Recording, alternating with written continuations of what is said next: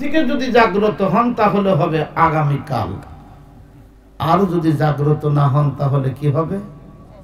পরকাল। সেই জন্য আমার আপনার হতে পারে আজকে শেষ রাত, পারে না?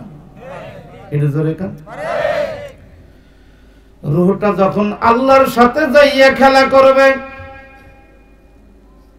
আল্লাহ যদি মনে করে অমুকের বেটা অমুক, তরে আর যাইতে দেব না, ডেড বডিটা আপনার খাটে পড়ে থাকবে।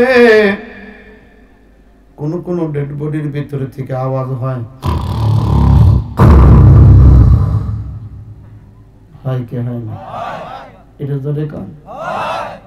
এটা আপনারা বলেন নাক ডাকা নাকি?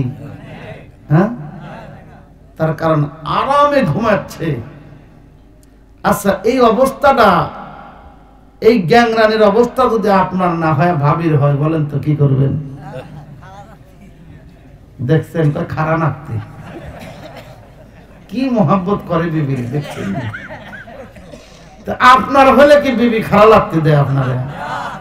হ্যাঁ, তা আপনি খারাপ লাগতে দেবেন কে? কারণ বিবিদের ভালোবাসতে হয়, বিবিদের মোহাব্বত করতে হয়।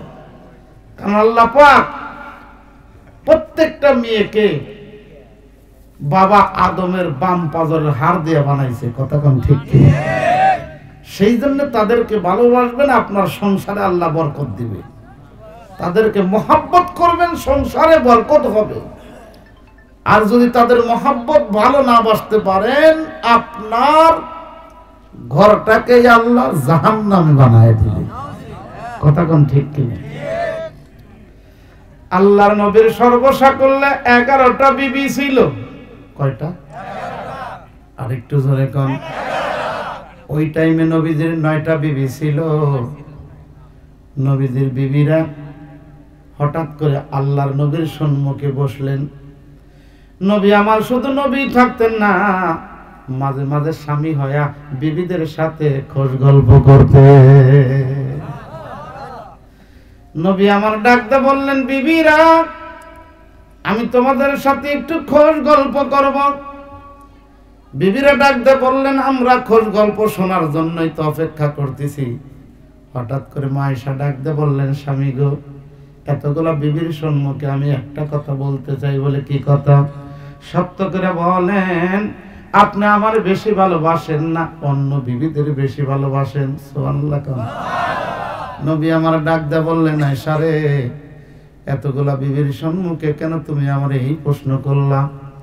বলে এতগুলা বিবির সম্মুখে উত্তর দেওয়া লাগবে। নবী আমার ডাকতে বললেন, আয়েশা উত্তর এখন দেব না, গভীর রাত্রে দেব। সুবহানাল্লাহ। রাত যখন গভীর হইলেন, মা আয়েশা হঠাৎ করে ভিতরে অপেক্ষা করতেছে, নবী কখন আমার ঘরে আসবে। রাত হওয়ার সঙ্গে সঙ্গে মা আয়েশার ঘরের দরজার কাছে যাইয়া আল্লাহর নবী সালাম দেয়, আসসালামু আলাইকুম ইয়া আহলাল বাইত। সুবহানাল্লাহ। মা আয়েশা আস্তে করে দরজা খুলে দিলেন। মা আয়েশা ডাকতে বললেন, স্বামী ভিতরে প্রবেশ করুন। আল্লাহর নবী ডাকতে বললেন, আয়েশা রে, আমি তো এখন ভিতরে যাব।